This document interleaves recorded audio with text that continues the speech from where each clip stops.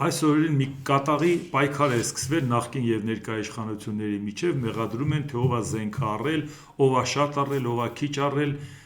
Նիկոլ Փաշինյանը նախկիններին մեղադրում է, որ առածները տան որանք զենքեր, նրանք էլ մեղադրում են Բաքու օրոքել էր այդպես եղել, այն որ նախկինները առել նաև անորակձև այդ նորություն չի, այն որ նախկինների ժամանակ իրանք բանակը լավ թալանել են, այդ էլ նորություն չի, այն որ իրանք ժամանակ տվեցին Ադրբեջանը զինվի, բարոյալքված վիճակից դուրս գա, դա էլ հայտնի է, պարբերաբար ես դրան անդրադարձել եմ, բայց հարցը ուրիշ է, մեղադրողը ով է։ Այն որ մենք մեղադրում ենք դա հասկանալի է, բայց Փաշինյանն ասում է, ես 18-19 թվականին տեսա, որ միջազգային հանրության տեսակետը Արցախի հարցի կարգավորման հարցում չի համապատասխանում մեր տեսակետին, իմ սխալն էր, որ ժողովրդին չասեցի։ Մի ուրիշ անգամ էլ ասում է, բա ժողովրդին ասեի, ով կթողեր Արցախը հանձնեմ առանց պատերազմի։ Այս նույն վիճակը կլներ առանց զոհերի։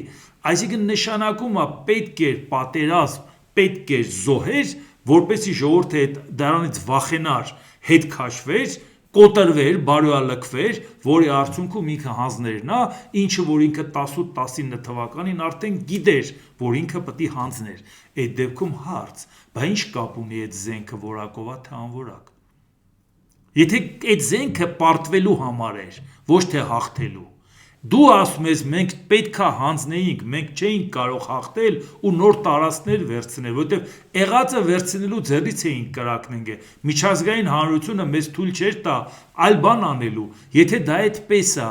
ինչու՞ է հարցը, որ ասում ես զենքը ինձ թողել են անորակ։ Զենքը թողել են պարտվելու զենք, չէ՞։ Բա գնայր պարտվեիր, 44 օրն չէիր կռվում։ Եթե նպատակը նա էր, որ դու պարտվեիր, որից հետո Արցախը հանձնեիր, ազատագրված տարածքները հանձնեիր։ Դրա համար մեր պատկերացումները չի համապատասխանում, որովհետև Նիկոլ Փաշինյանը այսօրվա հայացքով անընդհատ փորձում է արդարացումներ գտնի, թե ոնց ինքը բացատրի, թե ինչու համար այդ պատերազմը եղավ։ Այն դեպքում, երբ որ բացատրում է, որ այդ պատերազմը արվեց միայն նրա համար, որպեսզի Արցախը հանձներ, այլ ձևով հնարավոր չէր։ Մի հատ էլ տեսավ, էլ դրատակից դուրս չի գալի, ասում է Միսկի խմբի համանախագահ պետությունների նպատակն էր Արցախի հարցում բանակցությունը շարունակել, որպեսզի Հայաստանը վերանա։ Այսինքն դու ուզում ես ասես Ֆրանսիան, Ռուսաստանը, Ամերիկայի նպատակն էր, որ Հայաստանը վերանա, բայց այսօր ոնց ես կանգնում ասում Ֆրանսիան մեր բարեկամն է, մեր եղբայրն է, Ռուսաստանը մեր բարեկամն է,